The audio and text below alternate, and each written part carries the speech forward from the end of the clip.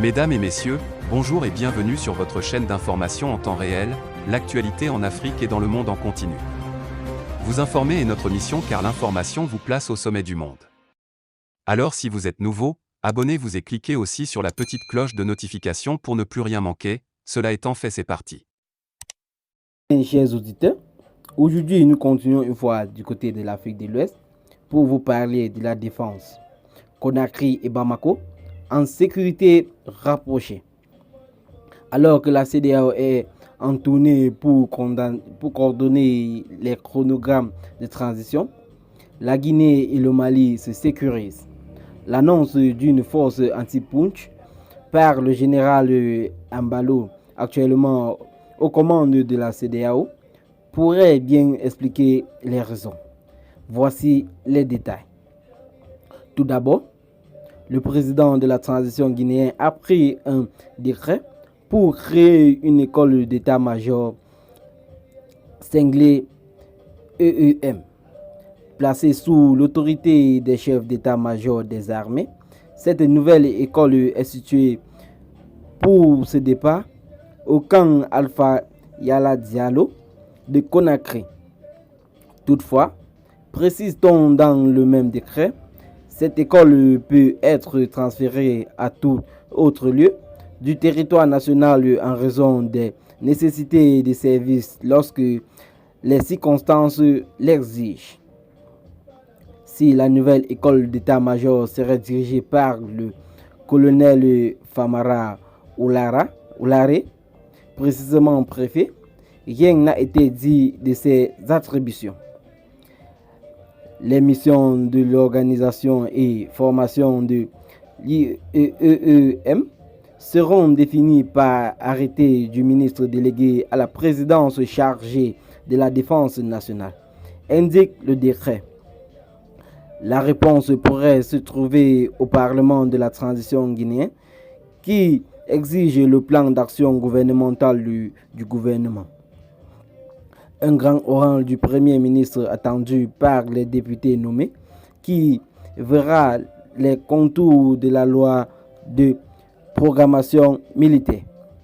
En 10 mois de transition, le CNRD qui dirige le pays n'a toujours pas rendu public les dispositions prises pour le dispositif militaire. L'école d'état-major annonce donc les couleurs sur la question. Bamako opte pour l'école de guerre. Contrairement à la Guinée, le Mali subit le terrorisme depuis plus de 10 ans. Mécontent des résultats obtenus, la junte militaire a remercié l'armée française optant pour l'expertise russe.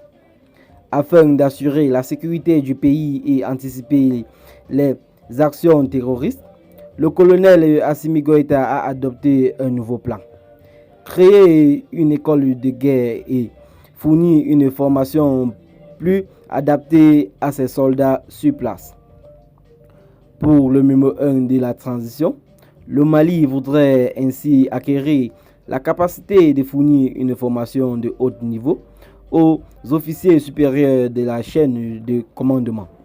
Cette école permettra de doter les forces de défense et de sécurité d'un outil efficace de réflexion, de recherche et d'analyse des questions stratégiques. Une expertise indispensable pour faire face aux défis et enjeux liés à la planification et à la conduite des opérations.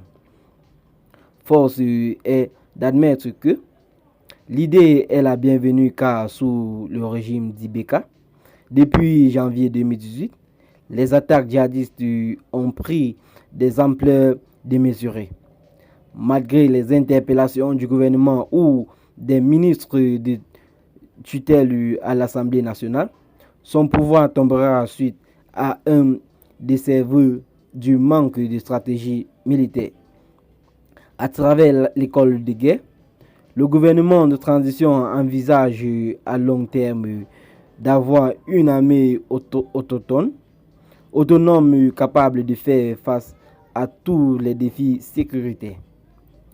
Dans un contexte où l'idée d'une force anti-punch est évoquée, Conakry et Bamako se sécurisent discrètement dans une CEDEAO où les rebondissements sont légion. Eh bien, chers auditeurs, c'est ici que s'achève cette petite note d'information. Abonnez-vous à la chaîne si ce n'est pas encore fait et activez la cloche de notification. Partagez la vidéo avec vos amis si vous l'avez trouvée intéressante. Et dites donc en commentaire ce que vous en pensez. Bye bye.